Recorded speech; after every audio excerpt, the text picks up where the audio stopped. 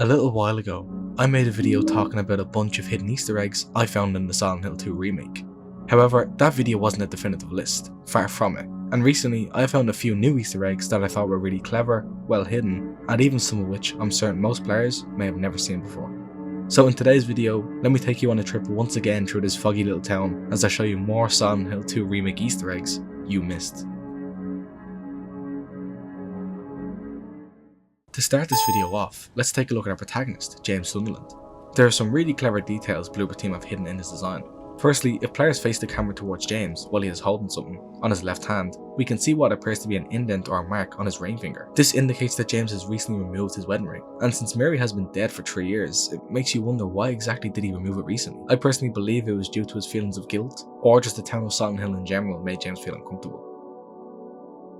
Continuing on with examining James, if players were to look at James's face at the start of the game, and then subsequently compare it to his face during the end of the game, we can see a big difference. James by the end of the game looks tired, empty, guilty even. It's clear that the town of Silent Hill and all that's in it has taken its toll on James. He looks so drained, and it's the subtle details like this that make me love the remake that much more. It's mainly in James's eyes. I must say there's just this look of depression and sadness on his face, and it says it all. It's guilt, it's pain, it's suffering, and it's very fitting that Silent Hill has made James look this way. And it's really cool to see James change progressively over the course of the game's events. Now moving on from James Sunderland, and now to a detail I'm 100% sure none of you have seen before. This detail is actually part of a feature exclusive to the PlayStation 5 version of the game. On the PlayStation 5, whenever you download a game, it can give you a prompt to start the game when a certain percent of it is downloaded, before the game is fully installed. Developers can often use this to allow players to play tutorials, private matches, and just in general get accustomed to their game while they wait for the game to install. And with Silent Hill 2 Remake, Bloober Team also did this. Players can start the game when about 40% of the game is downloaded. The game will start up like normal, and players can press play. The game plays as normal, and we see James go through the mirror scene and the opening section.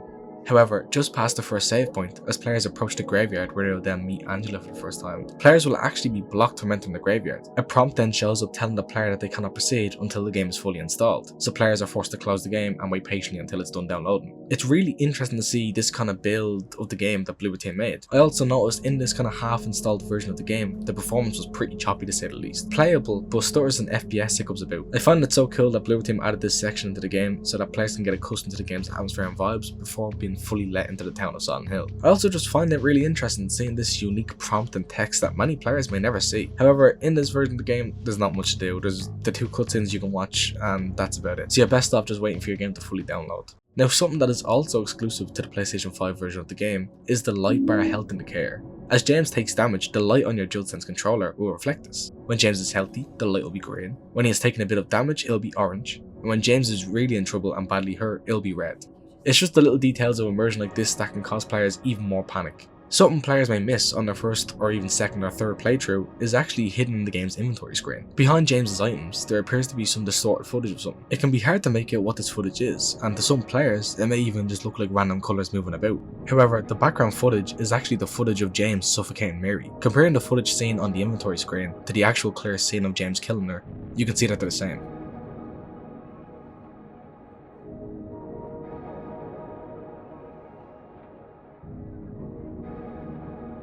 Also, when taking a lot of damage, the inventory screen becomes violent and shakes uncontrollably, which can kind of make it more clear of what you're looking at. I love how even in the inventory screen, James is being reminded of what he has done. It's literally staring players in the face the whole game, and you probably didn't even notice.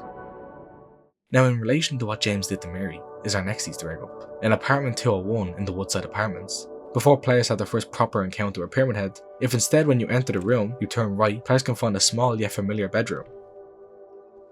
Inside you can find a bed, chair, bedside table and lamp. However, don't let its simple decor fool you. This room right here is actually the room from the leave ending. In the leave ending, James confesses to Mary what he did and why he did it, while she reassures him. It's a beautiful yet tragic ending, and if players look, the room is an exact match to the one found in apartment 201. Is it just a coincidence? Is it the actual apartment James and Mary lived in that has been transported to Silent Hill? Or could it just be a part of James's memory manifesting in front of him? We may never know. Moving on now to another manifestation, that of James's wife Maria, who I have found even more details and Easter eggs with. Now Maria is very reactive. Not only did I say this in my previous Easter eggs video, how she would react to whenever James stares into the red squares to save, but also now, whenever James smashes a window, such as a car window or whatever, to get an item inside, Maria has many different voice lines reacting to this. Hey, She acts shocked that James why'd you breaks do these that? windows, and also she'll react if players shoot their gun near her. I could really use a warning next time. Actually, while I was gathering footage for this video, I was on my way to a certain area when I found out that there was a hidden dialogue exchange between James and Maria. If players go down Nathan Avenue before going through the motel like they were supposed to, Maria asked James what his wife was like because James said Maria and Mary are similar. James, your wife, what was she like? Or is... Sorry, I'm not. That's fine.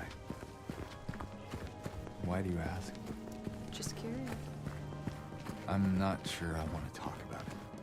Oh, come on. You said we look alike? At least give me something. Well, she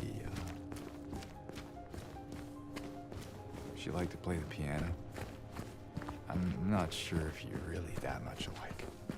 Oh? I don't strike you as the pianist type? Let's just leave it. Sure, James.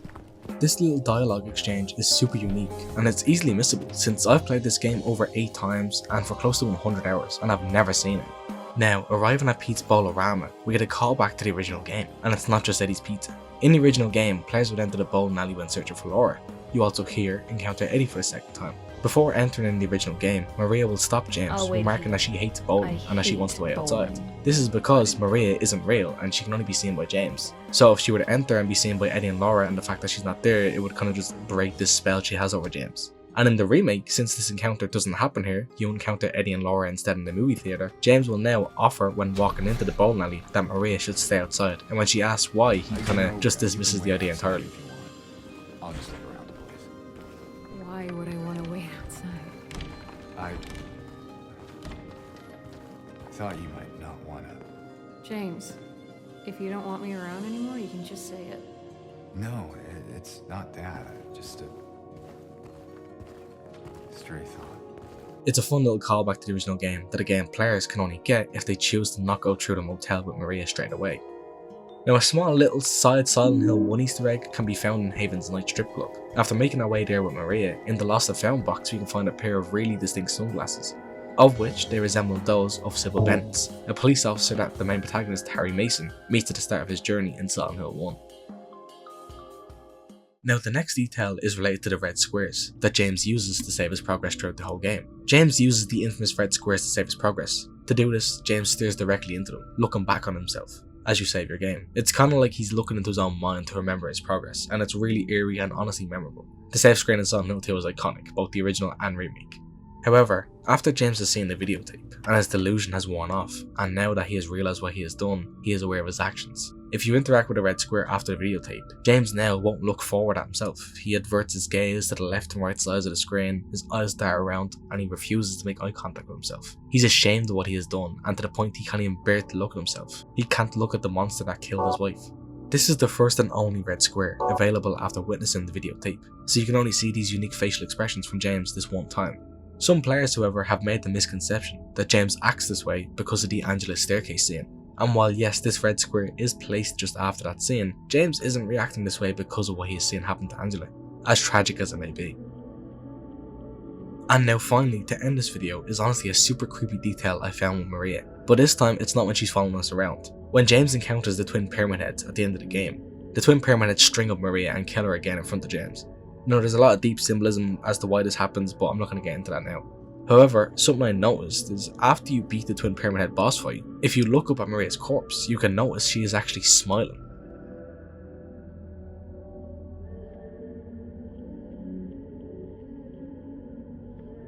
For whatever reason, Maria has a big smile on her face, and I don't know if it was a mistake or intentional or what, but it has creeped me the fuck out since I first seen it.